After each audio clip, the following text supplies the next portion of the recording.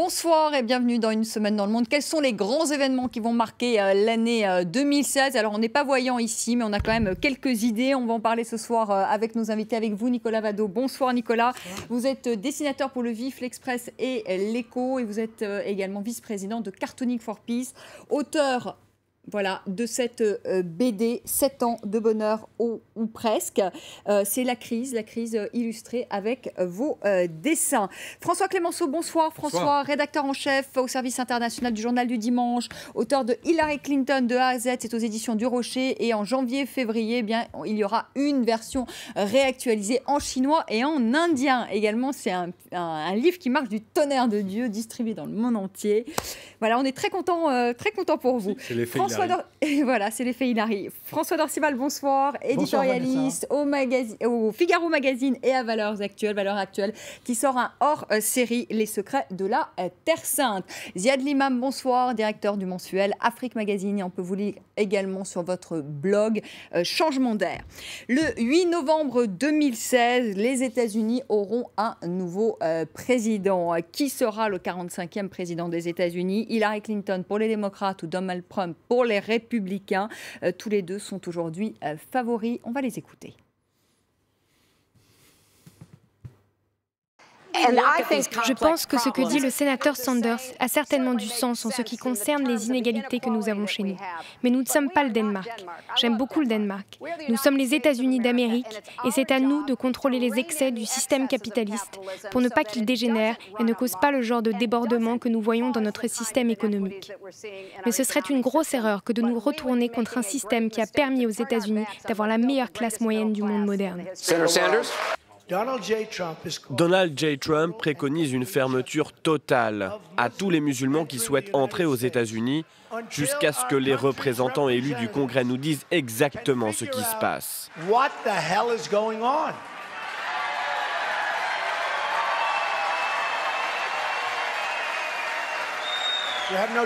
Nous n'avons pas le choix. Franchement, François Clémenceau, déjà, il parle de lui à la troisième personne. Il est quand même assez gratiné, il faut le dire. Est-ce qu'il a ses chances? Je crois que non.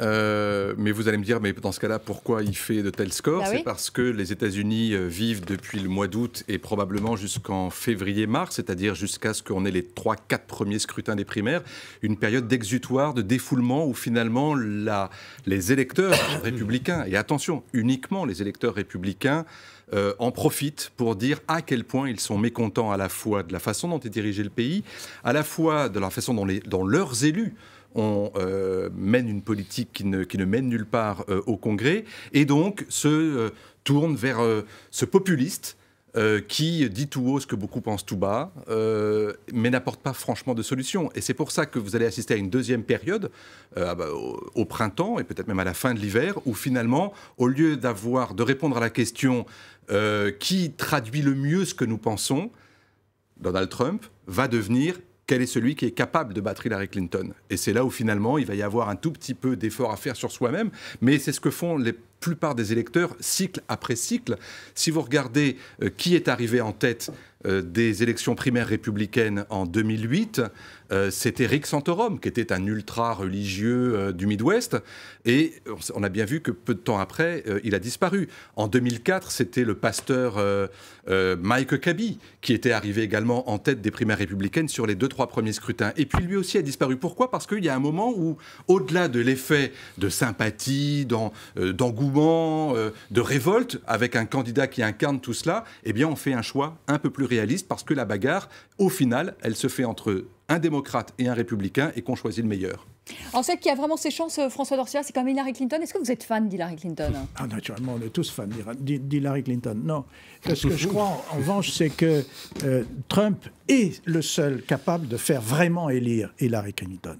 Parce que nous sortons tout de même de 8 ans de mandat de Barack Obama, qui devait être une révolution. Nous sommes arrivés à un moment où l'Amérique et sa diplomatie, mis à part Cuba et l'Iran, ont été extrêmement faibles, et où le gouvernement Obama, sur ces 2 dernières années, a été très faible, très très faible, avec une économie américaine, mais c'était le cas déjà sous Clinton, est effectivement florissante. En revanche, si les républicains ont un candidat du genre Trump, eh bien, quel que soit le candidat démocrate, il sera élu. Ziad Limam, cette présidence, parce que parler aussi de la présidentielle, c'est faire aussi un petit point sur la présidence Obama. Vous étiez très emballé, je me rappelle bien. Toujours. Toujours, je pense qu'on a eu beaucoup de chance. Je pense qu'on a eu beaucoup de chance d'avoir quelqu'un comme Barack Obama. Oui, parce qu'on n'aura plus, on l'aura plus. Oui. C'est pour ça. 8 ans, bon, ça y est. Non, je sais que François, c'est pas son électeur numéro 1, mais je pense qu'on a eu quelqu'un de raisonnable à un moment où les conflits ont été extrêmement violents. Je pense qu'on a eu quelqu'un de raisonnable qui a essayé de désengager l'Amérique en Irak, qui a essayé de désengager l'Amérique de la guerre d'Afghanistan.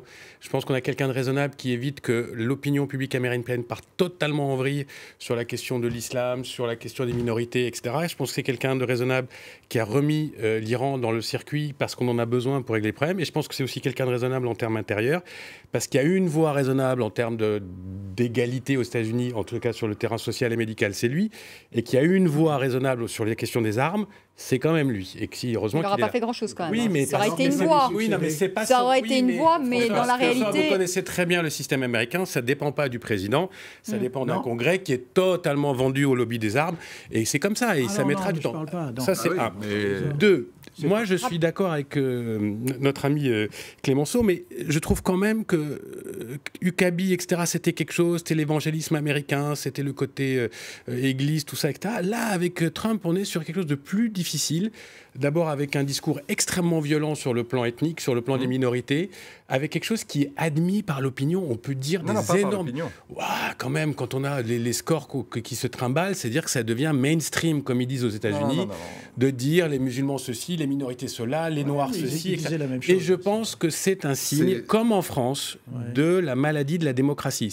Il faut faire attention. C'est 30% au maximum, 30% des électeurs républicains déterminés à aller voter au cours des primaires. Autrement dit, si vous ramenez ça à l'opinion américaine, ça fait 10 à 15%, ce qui est le score du Tea Party. Ce monsieur peut aller sur CNN ou sur NBC ou sur des channels qui sont des grands channels américains, dire ces choses-là sans que ça choque profondément la moitié de l'Amérique. Et je pense que c'est dangereux, comme le fait que Mme Le Pen peut dire des choses en France sans que ça choque François Dortival. Pardonnez-moi, juste un dernier chiffre. Un dernier chiffre, alors, François Dortival. 65% des Américains, dans un sondage récent et sérieux, disent qu'ils ont peur de Donald Trump et de ce qu'il dit. 65%, 35%, mais encore une fois... C'est grave.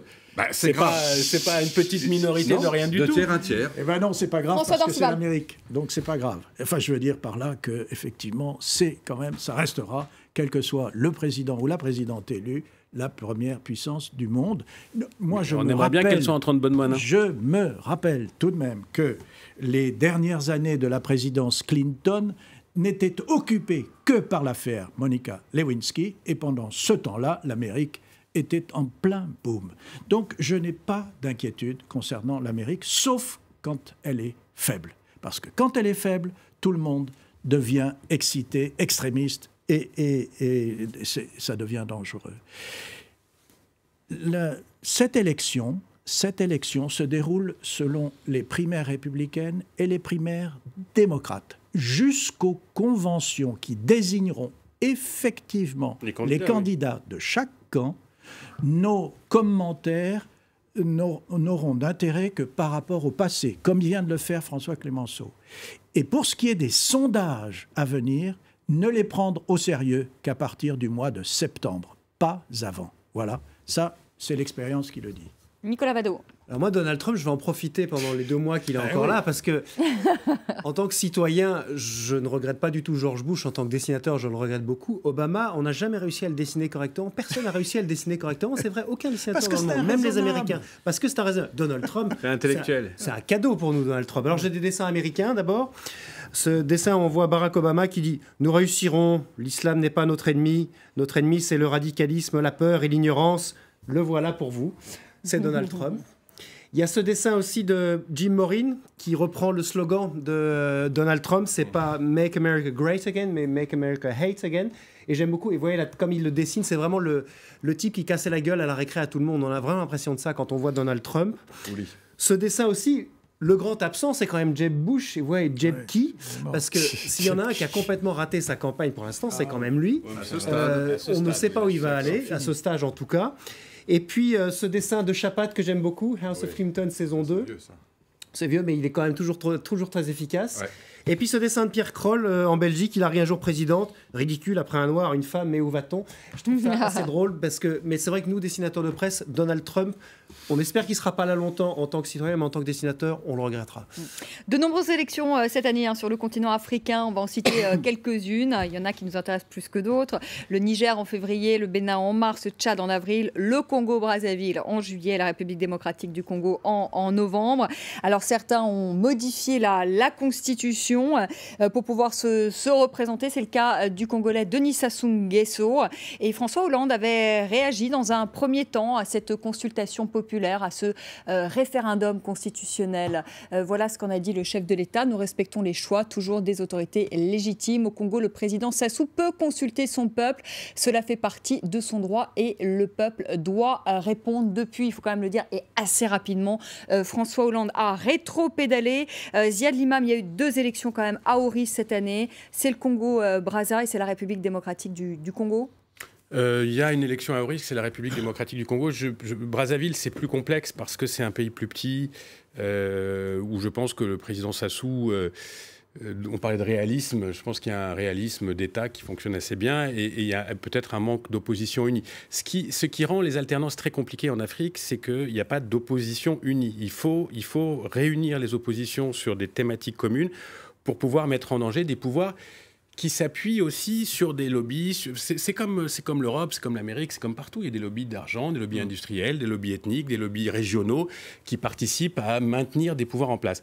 Après, on a tendance, quand on fait l'énumération que vous avez faite, on a l'impression du catalogue des catastrophes à venir, mais chaque élection... Ah non, parce que le Bénin, par exemple, est un exemple, le président Boni Yayi qui va partir. Oui, mais le Bénin, cette année, par exemple, est une élection difficile parce que pour les conditions de l'année. Il y a une élection, par exemple, au Gabon, dont on parle peu, mais qui peut être aussi compliquée parce que les situations économiques du Gabon est très difficile.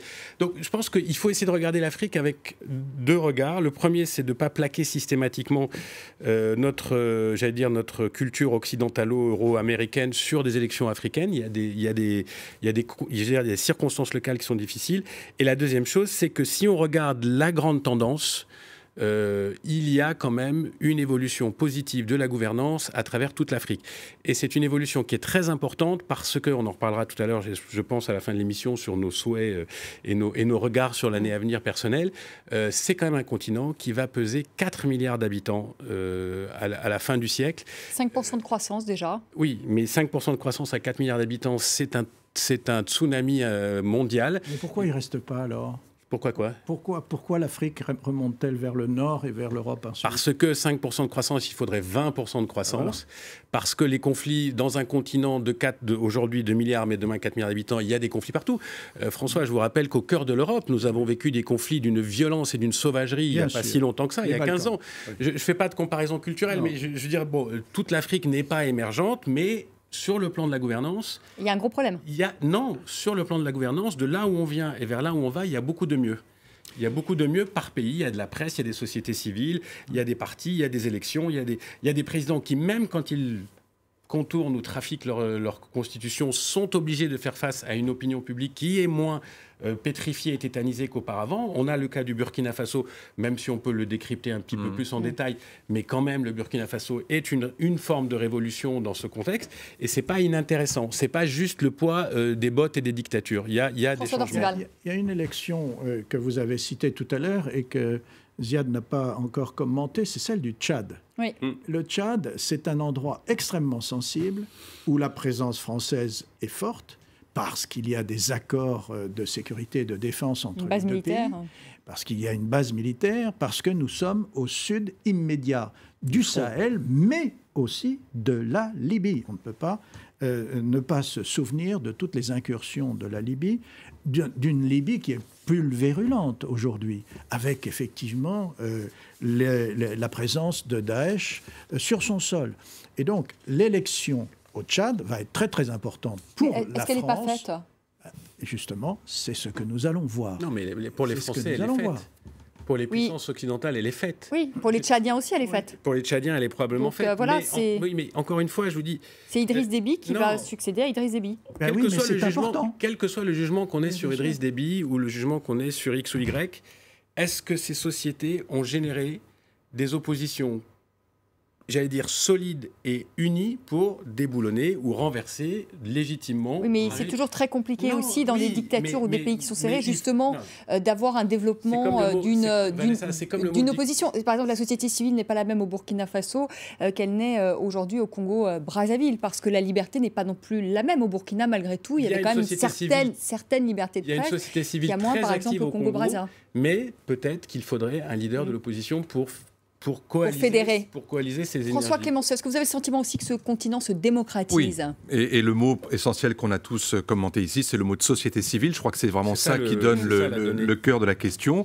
En partant à une extrémité et l'autre du continent, c'est vrai que moi je me rappelle avoir couvert l'émancipation de Nelson Mandela et plus récemment évidemment les grandes conquêtes démocratiques en Tunisie. Et je trouve que de voir en l'espace de 25 ans aux deux points d'équilibre de ce continent émerger des mouvements de progrès grâce à leur société civile, avec une société civile qui n'est jamais dans la revanche, mais au contraire dans la construction, je pense que c'est ça qui doit définir effectivement ce qu'est une société civile, y compris dans des régimes où l'autocratie n'a que trop duré, mais en même temps avec un souci permanent, c'est effectivement celui de la stabilité par rapport à des menaces nouvelles qui n'existaient pas il y a 25 ou 30 ans. Avant, on était plutôt dans le conflit ethnique. Aujourd'hui, on est dans ces problématiques de terrorisme ou d'islamisme radical. Oui, il faut avoir des leaders forts, mais en même temps, il faut que les sociétés civiles soient écoutées et à ce qu'elles puissent participer davantage, soutenues pour aller au pouvoir. Nicolas. Je vous montre un dessin de Damien Glay, qui est dessinateur du Burkina et qui a fait un dessin que je trouve très bien parce qu'il est très optimiste sur les élections qui vont venir en RDC. On voit ce bébé qui naît, je ne sais pas si on va le voir à l'image, ce bébé qui naît, et puis on le voit. On trouve qu'il a une carte d'électeur, il est né avec une carte d'électeur. Je trouve que c'est très bien parce que c'est un dessin très optimiste qui montre que peut-être que la nouvelle génération, par rapport à ce que vous disiez, la nouvelle génération d'Africains va avoir en tête que la démocratie peut exister et de belle manière en Afrique. Voilà, et on se quitte sur ce dessin. L'actuelle génération, encore une fois... Ça, c'est la future. Oui, mais encore une fois, il faut essayer de... Toute la diversité du monde existe en Afrique. C'est la même chose. Allez, on fait une petite pause, et puis la seconde partie de notre semaine dans le monde. Nous parlerons de politique française, parce qu'on peut le dire, c'est parti pour la campagne présidentielle 2016. On va beaucoup en parler, et puis en parler aussi du scandale de la FIFA, parce que ça, là aussi, ça va continuer en 2016. Puis on dira un petit mot quand même de l'euro pour se faire plaisir, l'euro qui sera en France au mois de juin. À tout de suite.